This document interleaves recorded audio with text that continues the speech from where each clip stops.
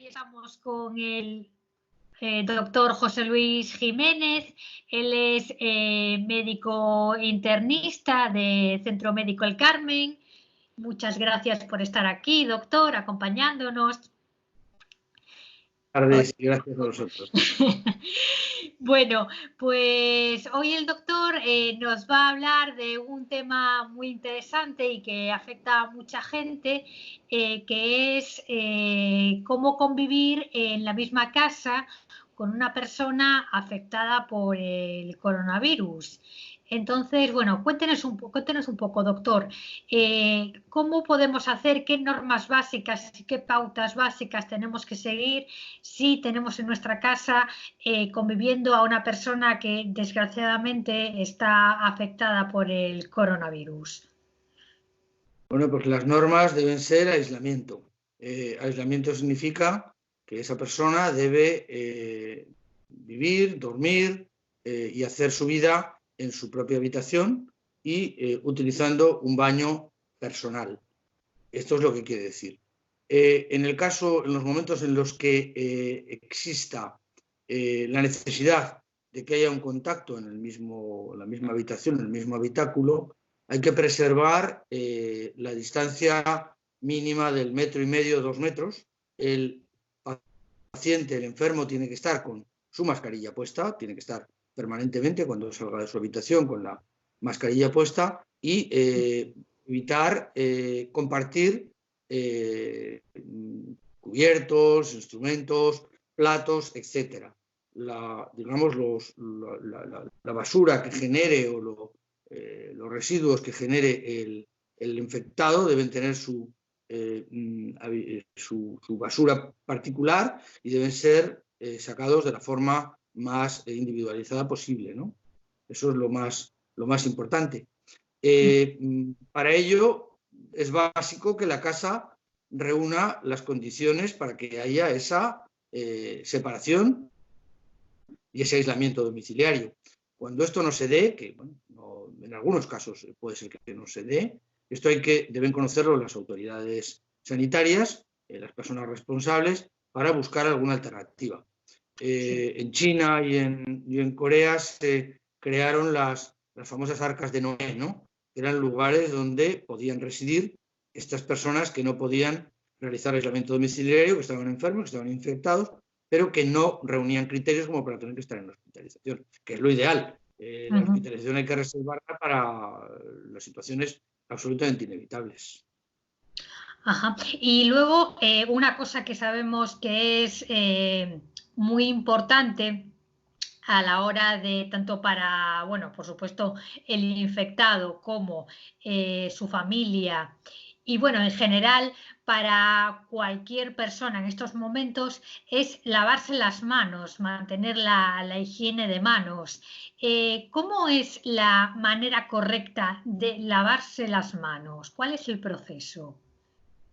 Sí, bueno, el agua y el jabón son suficientes si las cosas, si el lavado de manos se hace bien. Hay que lavarse las manos con mucha regularidad. Desde luego, siempre que tengas previamente un contacto con una superficie en la cual pueda haber restos del virus, en esos momentos hay que hacerse el lavado. Los restos del virus son mayores en las superficies no porosas, quiero decir, las superficies metálicas mantienen más tiempo el virus vivo en su superficie, luego irían las de madera, en menor sentido ya el cartón o el papel, ¿no? También el vidrio pues lo mantiene bastante. Entonces, en todos esos casos en los que haya ese contacto, pues hay que lavarse las manos después de ese contacto. Y en cualquier caso, cada 2 o 3 horas debe hacerse. Siempre hay que no hacerlo rápidamente, sino se entiende que 1 minuto de lavado es el mínimo. El lavado debe implicar, no solamente es hacer un lavado por todas las superficies de los dedos, hacer sobre todo las zonas en las que están las uniones, lavarse hasta la muñeca, repetir esa situación y luego hacer el secado posteriormente. O sea que de alguna forma sería esto, repito, 1 minuto, agua, jabón. Con las soluciones hidroalcohólicas también es válido, ahí necesitaríamos menos, pero también menos tiempo, pero ahí necesitaríamos hacer también el mismo protocolo, trabajar sobre todos los dedos, sobre las uñas y sobre las superficies y entre los dedos y desde luego toda la mano y la muñeca. Esto es lo que hay que hacer con el lavado de las manos. Y quizá digamos que lo de las manos de alguna forma es lo que más están recomendando los médicos, ¿no? ¿Verdad? Como medida higiénica para evitar el contagio. Sí, digamos que sería la segunda recomendación en importancia. La primera recomendación, teniendo en cuenta que el virus se transmite por gotitas, por aerosoles, es siempre la distancia. No mantener una distancia menor de ese 1,5 metros, 2 metros de seguridad. Y luego, desde luego, las manos y la limpieza de superficies. Las superficies hay que limpiarlas con toda la frecuencia que uno pueda, sobre todo si el enfermo ha estado cerca, si ha tosido, si ha estornudado, etcétera. Pues y la limpieza de superficies hay que hacerla con alcohol. Es la mejor forma. Un spray de alcohol o lejía con agua muy corregida con agua. Son las dos formas más adecuadas, ¿no? Y estas son las recomendaciones así más importantes. Pero repito, lavado de manos desde luego y la distancia es absolutamente fundamental para tener una seguridad de que este enfermo no esté contagiando al resto. Pero me gustaría decir algo que no va directamente con los enfermos, sino con los no enfermos. Si tenemos en cuenta el número de nuevos contagiados que tenemos en Galicia, que son significativos, estamos todavía en 400 más cada día, hay que tener en cuenta que estos contagiados se han contagiado en teoría hace una semana, hace 10 días, y estábamos en aislamiento domiciliario. Eso quiere decir que el contagio de sintomáticos domiciliario es importante, o podría serlo. En ese caso, creo que todos debemos comportarnos como los demás y con nuestras personas queridas también, como si todos estuviéramos infectados.